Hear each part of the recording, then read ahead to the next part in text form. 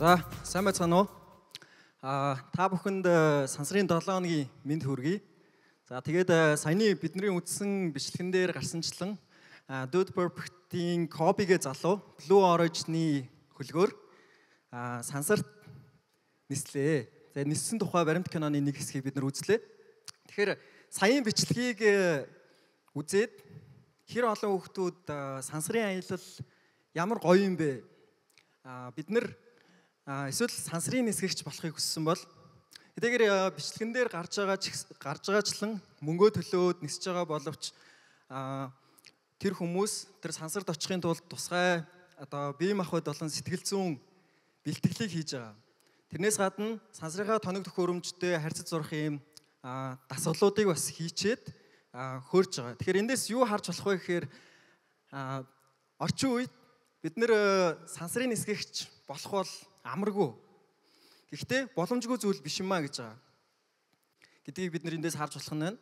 Тэгэхээр өнөөдрийн миний ярих түүх бол сансрын нисгэгч хэрхэн бэлтгэх тухай биш. Хэрхэн бид монголчууд өөрсдөө пуучин бүтээгээд цойлоор бүтээгээд сансарт гарч болох вэ тухай би ярих гэж байна. Тэгэхээр сансартай холбогдсон миний түүх Dude Perfect-с биш. 1981 онд манай Гүр Аргачаа Баатрын маань сансарт ниссэн тухай баримт кино болох Сансрын ахын дүүс гээд киног одоогоос яг 19 жилийн өмнө 5 настай малчин айлын хүүхэд гэртээ телевизээр үзснээс яг энэ сонирхол нь ихсэн байгаа. Тэгээ тухайн үед болохоор жоохон хүүхэд юм чинь хоох дэлхий ямар гоё харагдсан бэ? Монгол хүмүүс сансарт ниссэн юм байна штэ гэх мэтчлэн маш гоё мэдрэмжийг авч ийсэн гэсэн. За тэгээд тухайн үед бас нэг сонирхолтой зүйл байсан. Манайх ингээ хөдөө энэ зурагт харагдж байгаатай төстэй ийм 3 м орчмын диаметртэй ийм сансрын кабелийн хүлээн авахч антеннтэй байсан. Тэгээд энэ антеннаар хүлээж авсан дүрсээр тэр киног үзээд өөрөөр хэлбэл сансарт дурлах болсон шалтгаан нь сансрын технологийн дэвшлийн ачаар ирсэн гэсэн. За тэгээд нөгөө хүмүүс маань ингэж явсаар байгаад 22 настайдаа шинжилгээ ухааны технологийн сургуулийг инженерээр, цахилгаан инженерээр төгсөөд дараа нь миний мэдчихсэн цор ганц зүйл юм бол өмнөд Калифорнигийн их сургуулийн оюутан залуучууд хатад түвштэй их чадлын пуужин бүтээгээд тэрийг Carmen Line буюу сансарт гаргаж чадсан.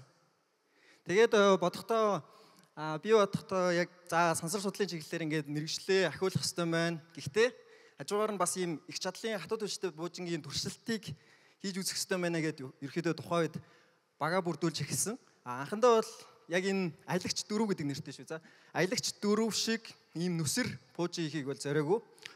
Багахан өндөрт гараад 1 км-т хүрээд тэгээ пуужингийн их бие аэродинамик энтерн сайн хөдөлгөөрөө өөрөө зохион бүтээсэн, найдвартай ажилдаг, тэгээ дээр гарчаа шүхрээрээ өөрөө зөөлөн газартаа ирдэг. Тийм пуужин бүтээхийг анх зорж эхэлж байгаад тэгээ нэг цоошин пуужинтай холбоотой талбар руу яваад орцсон. Тэр бол Amateur Experimental Rocketry буюу сонирхчийн туршилтын пуужингийн техник гэдэг зүйл. Энэ яадаг вэ гэхээр хувь хүн эсвэл инженерингийн их сургуулийн оюутнууд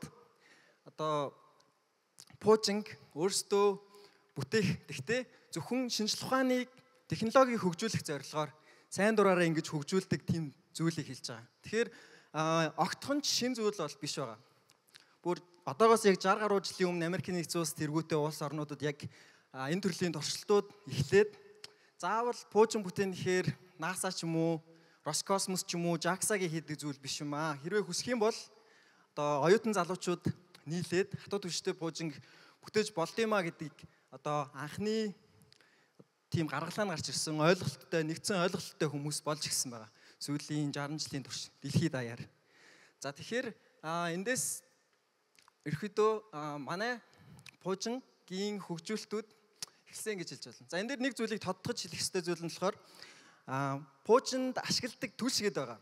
Тэр түлшийг мэдээж шатааж ээж пуужин дээшээ хөөрнө те. Өдөр канон дээрээс аягүй хардаг. За тэгвэл пуужингийн химийн түлшийг ийм 3 хатуу, холимог, шингэнгээ 3 төрөл болгоо ангилдаг гэсэн үг.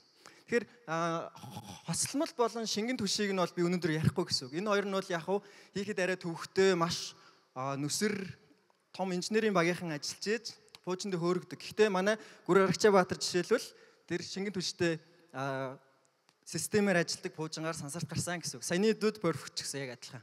За тэгин гут одоо миний ярих түүх бол зөвхөн хатуу түлштэй пуужингийн хөдөлгүүр дээр төвлөрөх нэ.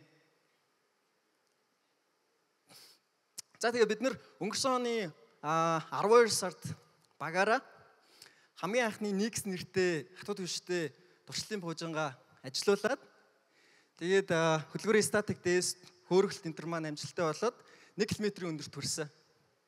Тэгээ мэдээж тухайн үед болохоор бидний гарсан өндөр Монголын өндрийн рекордыг 1050 м болгож ахиулсан.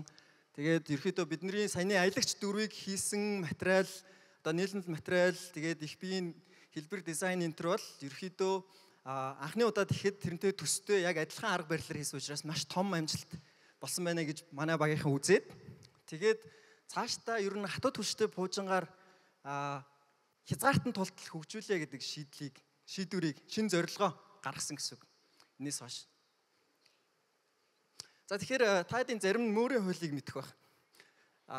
Хөвчлэн микрочипний одоо хувьсгал дээр ашигладаг.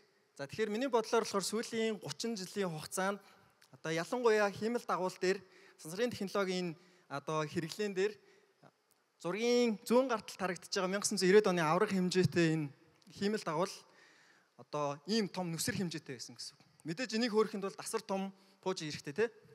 Тэгвэл баруун гар талд харагдж байгаа энэ тусгай зориултын жижиг одоо хиймэл дагуул маягийн төхөөрөмжлөхөр өөр дөрөө дөрвөн ширхэг өндөр нэвтрэлтэй, камертай, янз бүрийн сенсоруудтай тэгээд харилцаа холбоо дамжуулдаг ийм одоо болж хувьссан байгаа хгүй өнгөрсөн хугацаанд хамгийн өндөр технологиор. Тэгин гут эндээс сансрын технологийн хувьсгал маань ерөөхдөө томоосоо жижиг рүүгээ явах хандлагатай бас байж болох юмаа гэдэг дүгнэлтэнд хүрч байгаа.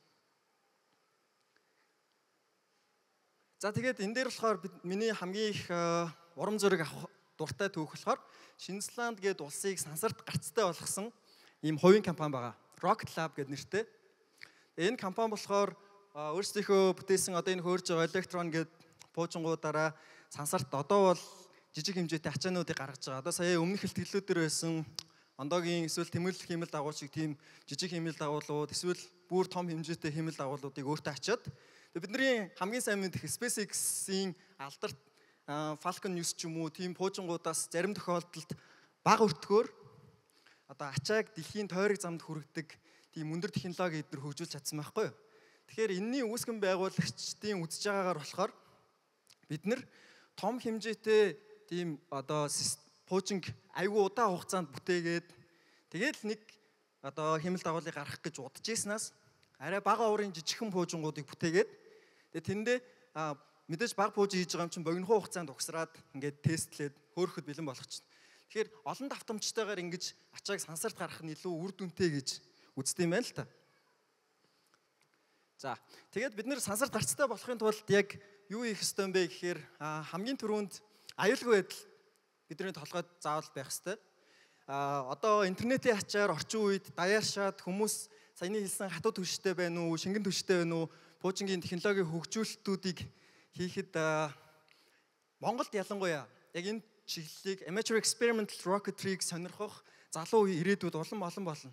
Тэрийгээ дагаад эрсдэл нэмэгдэнэ. Тэдний хийж болох зүйлсээс гарч болох одоо осол эндэгдэл ч юм уу тэр магадлалыг нь бид нөр бууруулахын тулд яг олон улсад болохоор энэ Триполи, Нар гэх мэтлийн маш том холбоодууд байдаг байхгүй. Энэ холбоодуудтай яг адилхан сонирхчийн пуужингийн техникийн холбоог бид нар Монголд байгуулад тэгээд яг энэ төрлийн туршилт судалгаа хөгжүүлэлтийг хийхийг хүсэж байгаа одоо хүмүүст зааварчлах, зөвлөгөө өгөх, менторлох, тэгээд мэдээж хөдөлгүүрээ хот дотор дуртай газараа тестэлж болохгүй, тусгай зориултын талбай дээр, тусгай зориултыг хөөрөх газар тэрийг нь улс мэдчихэдэг ч юм уу те. Яг хизээ юу болохын, онгоцнууд тэрнийх нь хөдөлгөөнийг мэдчихэдэг ч юм уу. Тийм аюулгүй талбайд хийх ёстой байна гэдэг одоо эхний зорилгоо гаргасан. За дараагийнх нь болохоор бид нэр холбооныхоо доор Apogee гэдэг нэртэй сансрын хөтөлбөрийг бид нэр гаргаад энэ сансрын хөтөлбөр маань болохоор сая ирсэн хатуу түвштэй пуужингаа хөгжүүлсээр байгаад тэгээд далайн түвшнөөс дээш 100 км өндөрт. Саяын Dude Perfect-ийн хүрсэн өндөр гэсэн үг. Энэ өндөрт гарах үец одоо бүх дэд системүүдийг нь өөрсдийнхөө үндсэн багийн инженерүүдтэйгээ нийлээд хамтдаа хөгжүүлээд ингээд Монголыг сансарт гарцтай болгоё гэдэг ийм хөтөлбөрийг одоо хэрэгжүүлээ ажиллаж байгаа. За тэгээд мэдээж тэр өндөртөө хүрэхийн тулд ганцхан удаагийн маш том пуужинг хийх гэж оролдох нь өөрөө асар өндөр эрсдэлтэй байхгүй. Тэгэхээр тэрний оронд маш олон жижиг дэд системүүд, олон төслүүдийг саяын Nix-ээс хойш одоо ингээд 7 ширхэг пуужин өнгөрж байна. Carbon 5 хүртэл пуужингуудыг одоо хэмжээнд багаасаа томрох зарчмаар илүү өндөрт гаргах зарчмаар ингээд хөөргсөр байгаад Carbon 5-аар болохоор бид нар карбоны шугамд буюу сансрын хил хязгаарт хүрэхээр ингээд ажиллаж байгаа гэсэн.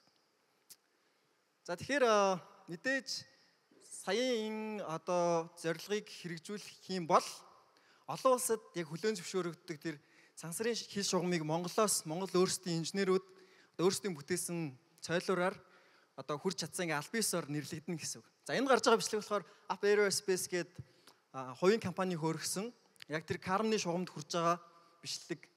Тэгэхээр сансарт нисэн гэхээр сая Dude Perfect-ийг харах юм бол яг хуу товчлсон байсан ч гэсэн айгүй хурдан гарцсан тий 100 км-т. Энэ пуужин ч гэсэн яг адилхан. Гэхдээ ялгаан дотор нь хүн суугаагүй, дотор нь тусгай зориултын төхөөрөмжүүд, мэдрэгчүүд, камер энэ төр суурилсан учраас тодорхой өөрийнхөө хийх ёстой даалгаврыг хийн гэсэн үг.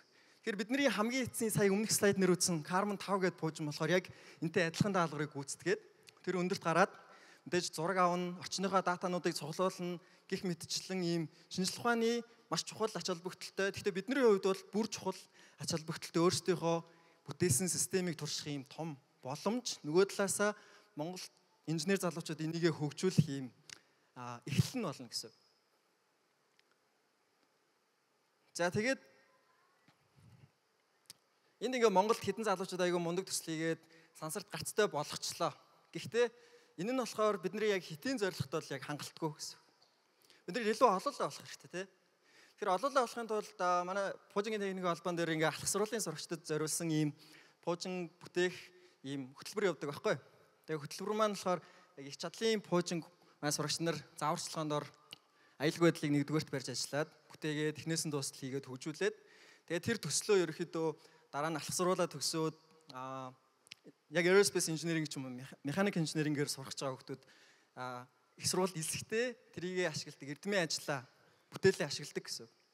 За тэгэхээр бид нар угтаан бол ирээдүйд Монголоос сансарлуу зүгээр нэг пуужин хөөрөх биш дотор нь хүн суугаад хөөрж болдог тийм найдвартай ажилдаг пуужинг бүтээхийн тулд тэр олон улсад суралцаад ирсэн чадварлаг мэргэжлэнүүд бүгдээрээ нэгт хүчиртэй гэж бид нар үзэж байгаа. За тэгээд эхнийхээ зорилгыг биелүүлчлээ. Тэгээ яах юм бэ гэдэг асуулт гарч байна. 100 км-т хүрчлээ. За аль биесээр олон улсад хөлөөн шөрөгчлөө. Тэгээд цаашдаа бид нар болохоор пуужингаа бүтээсээр байх болно. Гэхдээ энэ удаад хатуу түвштэй биш, хайбрид тэгээд шингэн түвштэй хөдөлгүүрийн систем хөгжүүлэлт рүүгээ орно гэсэн. Тэгэхээр энэ бол одоо яг хийх хамгийн нэгдүгээр хийх чухал зүйл. Дараа нь regulatory буюу одоо тухайн сансрын технологиас салбарт ажиллаж байгаа компаниуд улсын ч бай, хувийн ч бай, тэгээд ер нь дээр нь байгаа төр засагч бай бүгдээрээ нэг нэгдсэн ойлголттой байх шаардлагатай. Тэгэхээр тэр ойлголтыг ихэд энэ хүрээнд нэгтгэх ёстой гэдгийг сануулж байгаа гэсэн.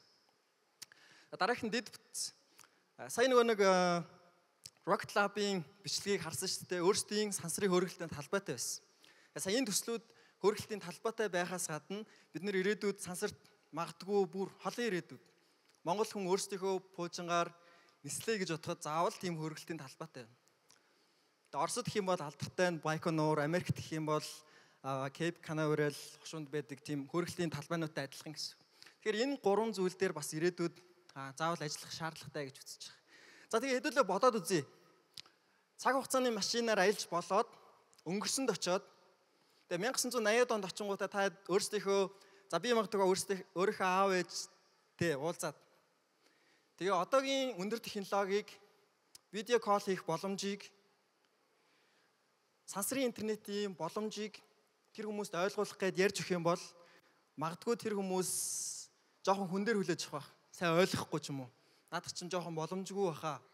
Жоохон хэцүү ойлгон тий. Тэгэхээр буужингуудын талаарх бидний ойлголт өнөөдөр яг нэг иймэрхүү төвшөнд байгаа гэсэн. Гэхдээ энэ байдал ирээдүйд шинжлэгдэн буужингууд байнга хөөрцөөр байх болно. Сансарлуу хөөрнө. Олон улсын сансрын станц дээр байнга очиж ирнэ. Сар руу явна. Цаашлаа Марс гариг. Тэгээд Нарны аймгийн судалгаа гэх мэтлээ ингээд цаашаа явсаар байх. За тэгээд төгсгөл нь хэлэхэд манай Монгол улсаас сансрын технологи хөгжүүлээд бид нэр жижиг хиймэл дагуул хийсэн ч бай, үндэсний хэмжээний том хиймэл дагуул бүтээж байгаа ч бай, эсвэл залуучууд хатуу түвштэй их чадлын пуучин янз бүрийн одоо холимог системүүдийг хөгжүүлээд ингээд сансрыг ойлгох гээд энэ талбарт өөрсдийнхөө технологиг турших гээд явах тусмаа бүх талууд нь эндээс маш их зүйлийг хожих боломжтой. Ялагдагч гэж байхгүй гэсэн.